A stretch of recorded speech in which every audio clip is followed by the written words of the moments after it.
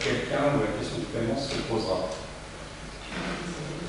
Voilà, je ne vais pas rentrer plus dans les détails. Et je pense qu'il y a deux paiements. Le paiement, classiquement le paiement d'argent, et puis le paiement que le client fait sur lui-même, par lui-même. Le paiement dans le sens du travail qu'il fait sur lui-même, et qui est pour moi un véritable paiement. Il n'envisage pas, parce que je ne sais pas à quoi il s'attend, s'il commence un coaching, je ne sais pas exactement ce que ça veut dire, il y aura un paiement. Ce paiement-là lui appartient. L'autre paiement, celui d'argent, sonnant et trébuchant, peut être aussi différent. Je voudrais évoquer quelque chose que j'ai vécu. Un jour, j'étais témoin d'un paiement d'un enfant dans un cabinet de psychothérapie qui, comme paiement, avait offert 3 pierres qu'il avait choisies, de toute évidence avec beaucoup de soin. Et j'ai trouvé que c'était un paiement d'une très très grande beauté et très impliquant. Je l'ai senti comme tel. Et voilà, c'est peut-être pas le paiement qui vous intéresse, je ne sais pas, mais c'est un paiement. Je crois qu'un adulte peut venir travailler avec vous et vous payer avec de 1000 façons de vrais paiements, des paiements impliqués, qui ne sont pas d'argent, qui sont d'une ordinateur. C'est déjà bien quand la question est posée, en fait, dans l'échange que je donnais avec une des personnes que j'ai accompagnées, elle a elle-même posé la question. Elle a posé la question. Pour revenir sur le paiement, il y a effectivement, ne serait-ce que poser la question, c'est pour moi déjà un élément de paiement. Alors, juste un là, c'est pas pour vous embêter sur la question que quelqu'un vous a utilisé, il y a eu don. Et moi, je pense qu'il n'y a pas don. Donc, c'était. Voilà, c'est pas pour vous embêter, mais parce que s'il y a don, il y a dépendance, et ça, il n'y a pas de problème. C'était la référence au don contre don, le livre de service. Alors, pour rebondir sur ces points-là, vous avez touché à des points sensibles sur lesquels on est en train de se poser la question. Sur votre première observation, il n'y a pas en tout cas de ma part, il n'y a pas d'objectif de temps. C'est au jugement de Marion. Et c'est souvent Marion qui me rappelle que le coaching, ce n'est pas éternel et qu'il faut qu'à un moment donné, ça se termine. Il n'y a aucun message salarié de dire on attend les résultats après un certain temps. Le coaching est ouvert. Et c'est ensuite le coach qui décide. Avec son coaché. Et voilà. Mais c'est vrai que Marion me dit souvent il faut qu'à un moment donné, qu'il y ait des fins à ce coaching. Mais c'est pas, voilà, il n'y a pas du tout ce message pour les salariés de dire on attend quelque chose rapidement. Deuxième observation, c'est le devenir de Marion. Mais bon, de façon plus générale, moi je ne veux pas. Mais c'est vrai que je me suis posé la question quand on a discuté de l'intervention qu'on allait faire, etc. Et de comment je voudrais ensuite officialiser le coaching. Si j'avais une structure plus grande, si j'avais aucune contrainte en termes de ressources financières, en fait, je positionnerais probablement, comme je le disais, un coach qui ne ferait que ça. C'est-à-dire un coach interne à temps plein, qui fait partie de l'équipe de management. Donc, il n'y a plus de ce souci de proximité ou de positionnement hiérarchique. Et ce serait la solution idéale. Et là, c'est comme vous l'avez aussi mentionné, c'est un peu un métier en devenir. Je vois assez peu d'entreprises qui ont un coach interne, mais je vois très bien l'utilité, effectivement, dans son équipe de management, d'une personne qui sonde régulièrement l'état d'esprit des gens, ils sont dans le bon sens, c'est-à-dire qui alertent sur les soucis de façon générale qu'on peut avoir, et qui aussi peut intervenir de façon pointue, individu par individu. Donc là aussi, c'est à définir à quel point on est un coach collectif ou un coach individuel. Donc c'est un peu cette image-là que j'ai qui réglerait beaucoup de problèmes. Mais sinon, dans une structure plus petite avec des contraintes, où là on ne peut pas s'offrir un coach interne en temps plein, les questions se posent sur l'évolution de ça. Et le dernier, le point du paiement, c'est aussi ce que Marion avait soulevé, c'est comment est-ce qu'on valorise cette offre du point de vue du salarié. Parce que, en fait, le paiement du point de vue du coach, je crois que la question est assez facile à répondre. C'est soit effectivement un paiement, ou soit que ça entre de façon formelle dans les objectifs du salarié avec un scorecard bien précis. Ça, il y a moyen de faire. Mais la problématique plus difficile, c'est effectivement du point de vue du salarié, comment est-ce qu'on peut s'assurer qu'il valorise correctement l'offre qu'on lui a faite de coaching et comment est-ce que symboliquement on arrive à un paiement de sa part du service qu'il a reçu. Et là, je n'ai pas de réponse.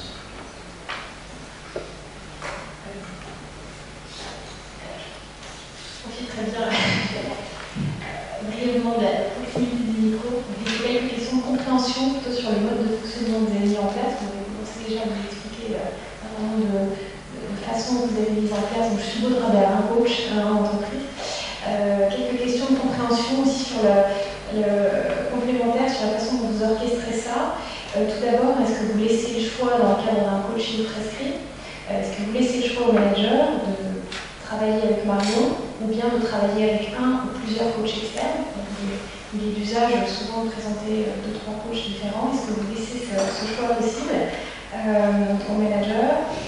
Autre question, l'espace-temps du coaching. On sait qu'en coaching, en particulier pour un coaching qui est prescrit pour un manager en difficulté, il est souvent extrêmement important de pouvoir sécuriser un espace à l'extérieur des locaux de l'entreprise où la personne va pouvoir à la fois sortir de la situation de travail et des tensions éventuelles dans lesquelles elle se trouve, mais aussi éviter une forme de stigmatisation qui pourrait tout simplement résulter du fait qu'on la voit entrer dans le bureau de Marion, pour pas de son recruter, etc. Voilà, donc ça m'intéresserait de comprendre comment vous avez pu orchestrer ces préventions pour aussi entourer la personne et son image. Et enfin, une question aussi sur l'articulation, puisque Charles Watson est un cabinet RH, donc cette question-là n'est pas neutre, n'est pas sans importance pour vous. Quelle articulation éventuelle entre le fait qu'une personne soit dans un processus de coaching et l'évaluation, le processus d'évaluation? Vous venez de nous dire que la durée n'était pas forcément un problème pour vous. Néanmoins, j'imagine certainement que pour un manager qui bénéficie du coaching, on va à un moment donné y revenir dans le processus d'évaluation et attendre de lui une forme de mouvement. Alors au niveau je vais répondre au niveau du choix. Marion, peut-être au niveau de l'espace-temps et comment tu t'organises. De ce point de vue-là, je vois mal le local dédié au coaching parce que là, les gens verraient les gens rentrer et sortir et c'est pas quelque chose qu'on met en place. Au niveau du choix, je dois admettre qu'on n'a pas très bien fonctionné. On n'a eu qu'un cas de coaching prescrit où on a fait appel à Marion. Les autres, c'était des coachings volontaires. Et pour l'instant, c'est la RH qui disait, bon, ce cas-là est un cas trop problématique, donc on va faire appel à un coaching externe. Mais en rediscutant, c'est vrai qu'on s'est posé la question que, voilà, on ne se pose pas suffisamment la question en amont de l'alternative entre le coaching interne et le coaching externe. Et je crois que notre équipe RH arrive trop facilement à la conclusion qu'il faut un coaching externe. Et je crois qu'on devrait en discuter avec Marion, par exemple, de dire ce cas-là, est-ce qu'on fait un coaching interne ou un coaching externe, avec les avantages et inconvénients de chacun, mais probablement qu'on devrait favoriser plus que qu'on ne l'a fait le coaching interne sur des points. Parce qu'à part justement une problématique de proximité, ou vraiment où il y a quelque chose avec un fort degré de conflit potentiel, la solution coaching interne pour moi elle est bien. De ce point de vue-là. Ensuite, au niveau de l'évaluation, c'est déconnecté. On ne refait pas la boucle ensuite par rapport aux salariés. En fait, il y a même des salariés où je ne sais pas s'ils ont été coachés par Marion ou non, et je ne veux pas le savoir. Et donc, le procès d'évaluation est comme pour tous les autres salariés. On regarde la feuille de route et on regarde les objectifs qui ont été faits ou non. Et on rentre pas, il n'y a aucune. Ça ne rentre pas dans la discussion de la performance et je ne voudrais pas que ça rentre en fait. C'est vraiment comme on expliquait tout à l'heure, c'est un processus en parallèle. On a un coaching prescrit ou non, parce qu'on a un accompagnement qui est dans une autre dimension que celle qui est l'accompagnement du manager sur ses objectifs plus tangibles. Évidemment, à la fin, je disais, on s'attend à ce qu'il y ait un impact positif, mais on ne mesurera pas dans la feuille de route de l'individu au niveau de ses objectifs et de ses performances cet impact-là. Donc ça revient aux discussions qu'on a eues sur le paiement. Je crois qu'il faut autre chose pour évaluer de la part du salarié le bien qu'il a reçu et trouver autre chose. Rapidement sur l'espace-temps et la problématique de dos en dehors. Bien sûr que dans l'idéal, ce serait très bien qu'on ait un lieu neutre. D'ailleurs, je dirais que c'est un peu notre responsabilité partagée avec nos coachés de ne pas le faire, parce qu'on pourrait très aisément aller dans un bar d'hôtel discret, écouter des choses se font aussi bien. On ne le fait pas. On a un petit salon qui n'est pas un bureau, qui n'est pas un bureau, on est en open space, il y a peu de bureaux fermés. En aucun cas, je vais dans le bureau des personnes que j'accompagne. Je leur propose de me rejoindre effectivement dans ce petit salon. Jusqu'alors, vraiment, on n'est pas tombé sur des problèmes avec la limite de avec moi, parce qu'on a mis l'occasion d'être en face à face dans ce métier-là. Donc, quand je suis avec X ou Y, je pense tout à fait en train de discuter des missions, la première. Honnêtement, je pense que c'est pas jusqu'alors pas un sujet. Voilà. Oui. Oui, je vais à Agnès Jousselin, coach interne en entreprise et présidente de l'association des coachs internes et coachs internes en entreprise. Quelques points. Vous avez parlé du coach qui interne qui a l'avantage de représenter ce qu'on attend de la personne. Ça me paraît significatif peut-être de quelque chose qui pourrait être l'ingérence d'un rôle proche du manager. Et en même temps, vous dites aujourd'hui, on se pose la question, on aimerait le positionner franchement, ce coach interne, mais voilà, il y a la méfiance par rapport au management.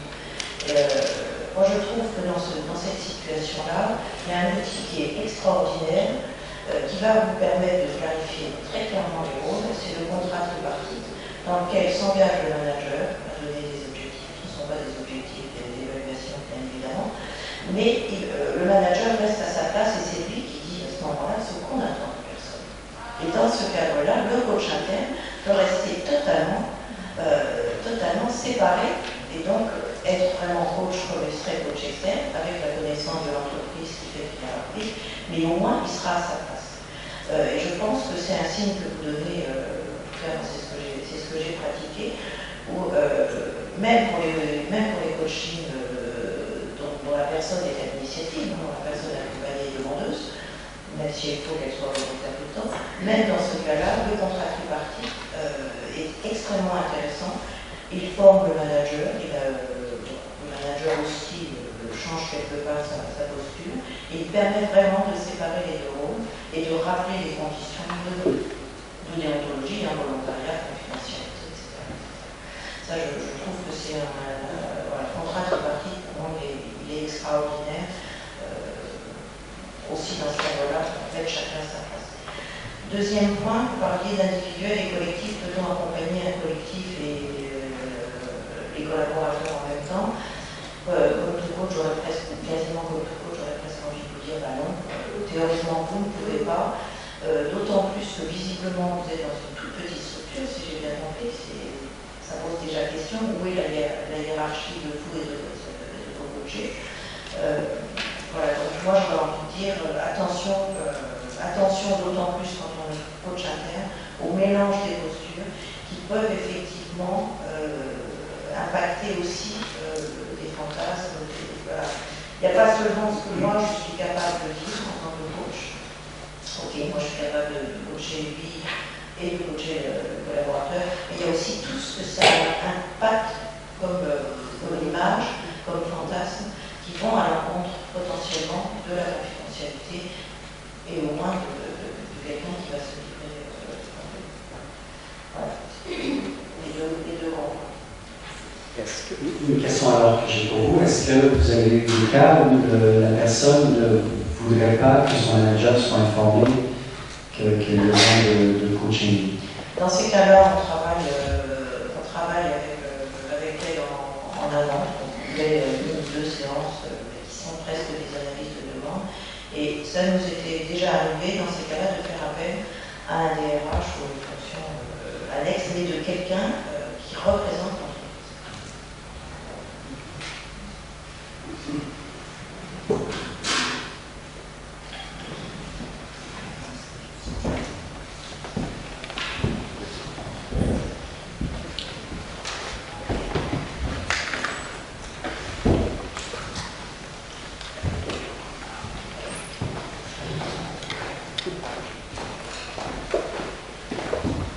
Merci Simon, merci Marion. Il y aura d'autres questions. Il y a un deuxième moment dans cette soirée. On a compris que le coaching interne se construit en France. C'est quelque chose d'intéressant d'avoir ici le témoignage aussi d'une certaine vision anglo-saxonne, c'est une chose ainsi. Et il se construit, et d'autant plus de façon intéressante que ce sont, vous l'avez dit madame, des petites structures. On peut parler de PME, même si d'abord ce n'est pas une PME, mais en réalité le coaching interne se fait dans une petite structure. Alors ça me permet de faire la transition avec Hélène Oublier, qui est ici présente, qui va nous présenter son entreprise, sa PME, sa fonction, et je vais présenter d'abord Hélène Oublier, 10 années au sein du leader de la parapharmacie. Elle a gravi les échelons avec brio, animatrice de réseau aujourd'hui à Initia, qui est une PME fondée par Saint-Oussac, et elle fait avancer ainsi une vingtaine de centres de beauté. Autre élément de la biographie d'Hélène, elle a fondé la musique et les arts de Paris et a pris la vice-présidence du Collégium musical de Poissy avec Yannick Commange, qui est ici présent et que je remercie de sa visite, dans le but de mettre en œuvre des créations d'arts musicaux dans un esprit d'humanisme et de diversité. Et en parallèle, Hélène, vous animez des billets, Mediapart, Newfield et de plus du Nouvel Observateur. Alors, avant de vous laisser la parole, une question peut-être pour lancer le sujet. Le coaching interne dans une petite structure, une PME, en quoi est-ce que c'est un levier pour développer l'entreprise? Un levier dans l'entreprise. Ensuite, vous parlerez un petit peu peut-être de votre fonction, votre parcours dans l'entreprise.